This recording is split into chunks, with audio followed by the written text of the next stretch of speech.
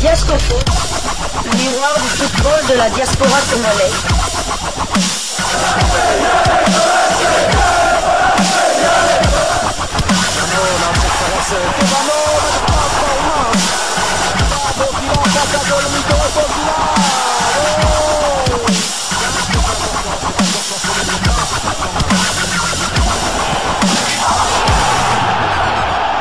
Diascofoot, le miroir du football de la diaspora congolaise. Vous êtes sur Diascofoot, le miroir du football de la diaspora congolaise. Diascofoot vous dit bonjour, tout le plaisir est pour nous de vous retrouver, mais surtout de savoir que vous êtes nombreux en train de suivre votre chaîne YouTube dédiée uniquement aux footballeurs de la diaspora congolaise.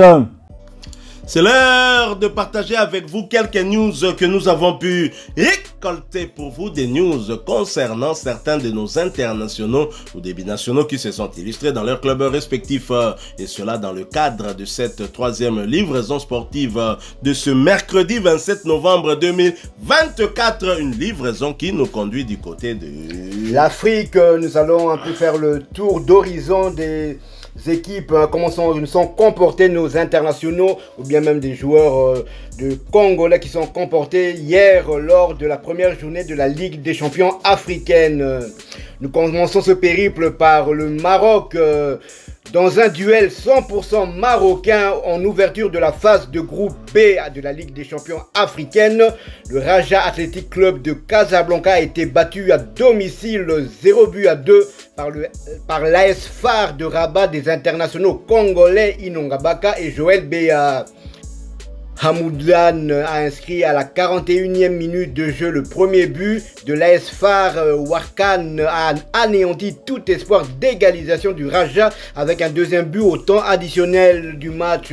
Score final 0-2 pour l'AS Phare qui réalise la bonne opération dans ce groupe B après le nul de 0 but partout entre les Mamelodi Sundowns d'Afrique du Sud et l'AS Maniema Union de la République démocratique du Congo.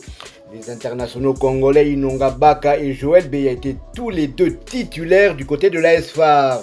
Lors de la deuxième journée, l'AS Phare tentera d'enchaîner à domicile avec une victoire contre les Mamelodi Sundowns, tandis que le Raja de Casablanca sera reçu par l'AS Maniema Union de la République démocratique du Congo.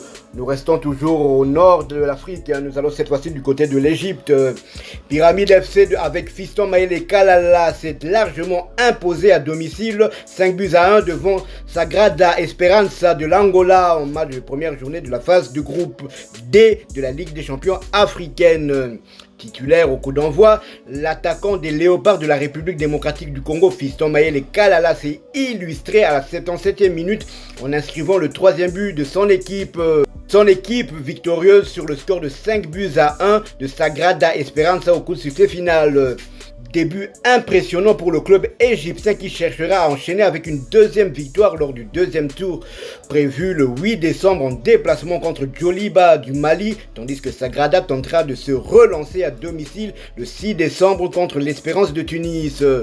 Nous restons toujours en Afrique du Nord où les Orlando Pirates sont partis s'imposer en Algérie 1-2 face à l'équipe de Belouizdad. Karim Kimvouidi n'a malheureusement pas pris part à cette rencontre. Son temps de jeu n'est que de 158 minutes sur les 1636 possibles. Il a joué 5 matchs sur 17. Il a marqué un but. Lors de la deuxième journée de la Ligue des champions africaine, les Pirates recevront le samedi 7 décembre les champions en titre égyptiens d'Al-Ahly. Nous allons cette fois-ci du côté de la Tanzanie où Jean-Florent Ibenge Ikwange et Steven Ebuela ainsi que leur club d'Al-Ahly Omdurman du Soudan sont allés s'imposer 0-2 sur le terrain des Yanga Africa de Tanzanie. Yanga Africa de Tanzanie de Maxime Pianzengele en match comptant pour la première journée de la phase des groupes de la Ligue des champions africaine. Le technicien congolais avait aligné son jeune compatriote comme depuis l'entame de la saison lors de cette explication qu'ils ont maîtrisé à la perfection avec ce succès probant et surtout important qui leur permet de bien lancer leur saison africaine. L'équipe joue depuis la saison dernière hors de ses bases à Khartoum à cause de la crise politique et s'est réfugiée à Nouakchott en Mauritanie pour évoluer dans le championnat. La stratégie s'avère payante pour le moment parce que les Soudanais survolent ce championnat et cela leur permet de garder la forme pour cette Ligue des Champions. C'est une belle entame qui va nécessiter maintenant une continuité pour se donner de la confiance. La deuxième journée les verra croiser la formation du TP Mazembe où ils vont tenter d'enchaîner sachant que les Corbeaux louchois ont concédé le nul pour cette journée inaugurale à domicile devant le Mouloudia Club d'Alger, 0 but partout. Ce sera déjà la semaine prochaine. Et 0 but partout, c'est aussi le score qui a sanctionné le match ayant opposé Mamelodi Sundowns à Maniema Union. Et c'est ici l'occasion pour nous de féliciter le club de Kindu. Ce n'est même pas un club de Kinshasa, mais qui arrive à faire un très bon résultat avec à sa tête un entraîneur qui a évolué dans la diaspora congolaise. Il s'agit de Papi Kimoto, médaillé de bronze avec la République démocratique du Congo lors de la dernière CAN qui s'était jouée au Burkina Faso. C'était en 1998, pas la dernière CAN, mais une CAN en 98 avec Mamale, Peasona, ainsi que Korando. Ils étaient bien nombreux, ces joueurs congolais, des joueurs pour la plupart des joueurs locaux, mais il y avait pas mal de professionnels aussi. J'aimerais quand même aussi profiter pour féliciter Jean-Florent Ibenge Ikwangé qui est en train d'abattre un très grand travail. Et ce travail cabale l'entraîneur congolais qui n'est parfois pas reconnu à sa juste valeur ici au pays, se ressent à travers les résultats qu'obtient l'équipe nationale du Soudan. Parce que la plupart des joueurs soudanais sont des joueurs justement de Al Hilal de Jean-Florent Ibenge Ikwangé. Félicitations à lui et je suis très curieux de voir comment va réagir cette équipe lors du prochain match. Ce sera face au tout-puissant Mazembe.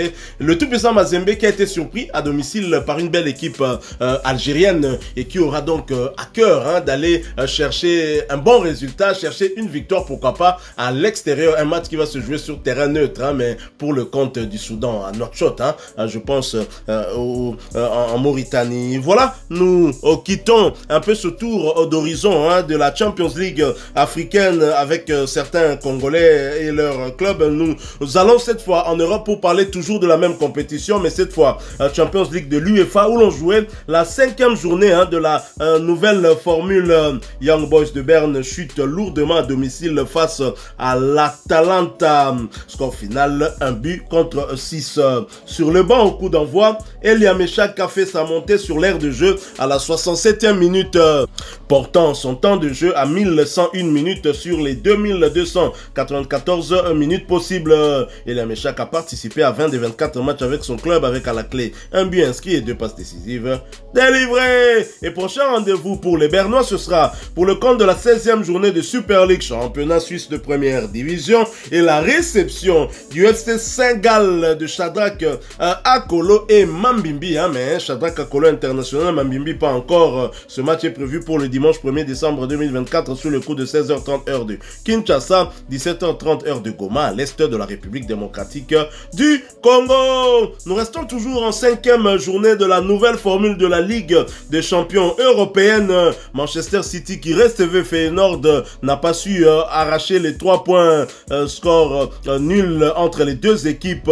3 buts partout. Anthony Milamou était bien évidemment titulaire du côté de Feyenoord avant d'être remplacé à la 68e minute de jeu. A noter qu'il s'agissait de sa deuxième titularisation consécutive, voyant son temps de jeu porté à 1066 minutes sur les 1827 minutes possibles. Milamou aura participé à 15 des 19 matchs avec son club avec à la clé 6 buts inscrits.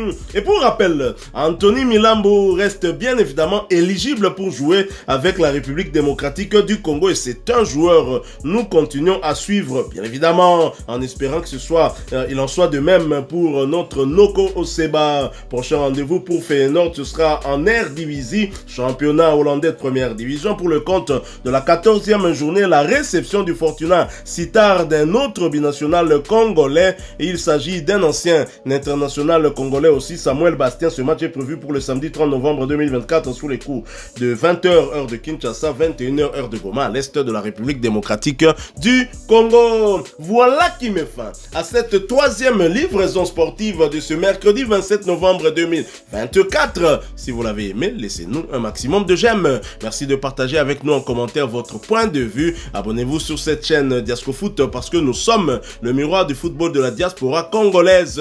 N'oubliez pas d'activer la petite cloche de notification histoire de ne plus rien manquer des prochains sujets que nous allons vous proposer. Encore une fois, merci à vous avec espoir de vous retrouver bientôt dans un autre sujet d'actualité. Mais en attendant, portez-vous bien. Diasco Foot vous dit au revoir.